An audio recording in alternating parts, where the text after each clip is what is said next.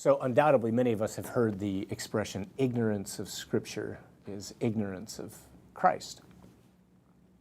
What we may not know is that that actually was said by St. Jerome in a commentary that he wrote on the book of Isaiah, which I'm sure we all know is in the Old Testament. So Isaiah's point was kind of like saying, we only really understand what it is that Jesus has done and who it is that Jesus is to the degree that we understand all that's in the Old Testament, which is pointing towards him. That comes to my mind this morning as we're getting closer and closer to the great celebration of our life as Christians, the Holy Week, and then the beautiful celebration of Jesus' glorious and triumphant resurrection at Easter. In a particular way, my encouragement to us, what I'm doing personally right now, is I'm just diving into the letter to the Hebrews. It's often called Paul's letter to the Hebrews. Kind of funny because there's three things we know about this. Paul didn't write it. It's not a letter. And it's not to the Hebrews. What it really is something like an extended homily. It's a long homily. You think we preach long now? Read Hebrews. It's a long homily on the priesthood of Jesus. It's the only book in the New Testament which talks about Jesus as a priest. But he's the fulfillment of all the priests in the Old Testament. And so what I'm trying to do right now personally, and what I'm kind of encouraging us to do as we prepare for a more maybe awe-inspired Holy Week, is to read, it would be reading chapters 8, 9, and 10 of Hebrews. Actually, I would end with chapter 10, verse 25. So 8, 9, and 10, which talks about how Jesus is this mediator of a new covenant, and then it talks about how when God gives instructions to Moses in the Old Testament about the construction of the tabernacle or the tent of meeting or the dwelling which had inside it the Holy of Holies, all of that was done, according to the letter to the Hebrews, according to the pattern of what's in heaven. So in other words, you've got Moses is brought up on the mountain. God gives him instructions, build this dwelling. This dwelling is built according to the blueprint, if you will, that God allows Moses to see of what exists in heaven.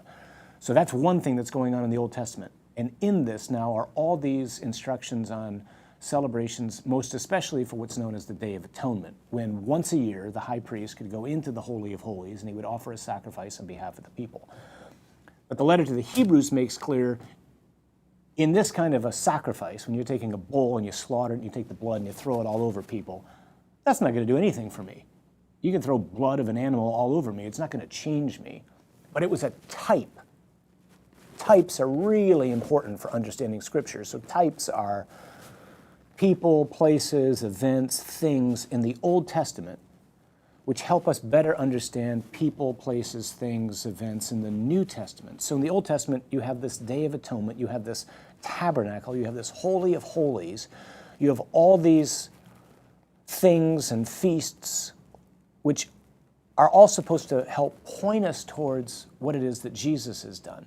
So for example, the Holy of Holies, which once a year the high priest would enter into and pray on behalf of the people of God, nobody could ever get into. Nobody, ever. In fact, they tied a rope around the high priest in case he died, then they'd pull him out so that nobody would have to go in and get him. Well, when Jesus is on the cross,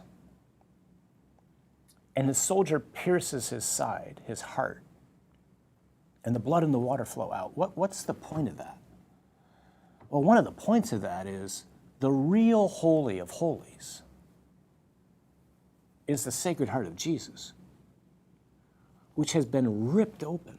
So remember when Jesus dies, it talks about how the veil was torn. What's the veil? The veil is the veil that separated the Holy of Holies in the temple from the rest of the temple. In other words, now everybody has access to the Holy of Holies. How do I have access to God? I have access to the Sacred Heart of Jesus, which out of his great love has gone to the cross for me and now made it possible for me to enter into God's courts. In other words, I have access to God now. You have access to God. In the Old Testament, that was unthinkable. Nobody had access to God, only the priest on behalf of the people. So, long way of saying, try in these days ahead, wrestle with, grapple with, stumble through, doesn't matter. Just do everything we can to try to not only read Hebrews 8, 9, 10 up to verse 25, but try to wrestle with Exodus chapters 25, 26, and 27, where it talks about the Ark of the Covenant, which is something which existed long before Harrison Ford's Raiders of the Lost Ark, but that's the Ark they're talking about. So it talks about the Ark of the Covenant, the tabernacle, the construction of the tabernacle, everything that goes into it. And then also read Leviticus chapter 16, which is the instructions for the Day of Atonement. Ignorance of Scripture, ignorance of Christ. The more we can kind of grasp what it is that God instructed the people in the Old Testament to do, the better we're going to be able to understand what it is that Jesus has done. It's okay if we sit here at times and we just go, I don't understand this. But the more we try to wrestle with it, the better off we're going to be. And maybe a last thing that might be helpful, it's helpful for me anyway, see if you can find, you can do this online easily, right? See if you can find an image, like a drawing, of what the tent of meeting looked like in the Old Testament. So just, Google images or Bing or do whatever, like the dwelling that Moses created, images, and see, so that you can see how it was laid out, what are all these things, and then as you're looking at that and you're reading both Exodus and Leviticus, then read Hebrews and just see how Jesus is fulfilling everything that we're reading about in the Old Testament, all culminating in the fact that because he, the great high priest, has brought not a bull but himself, allowed himself to be slaughtered, he doesn't sprinkle his blood on me. He gives it to me to drink so that I can be transformed and you can be transformed and we can become holy. So as the time gets kind of crazier and crazier out there, spring's coming, it's really exciting. We're all thrilled here in Michigan because it's over 50 and we think it's August.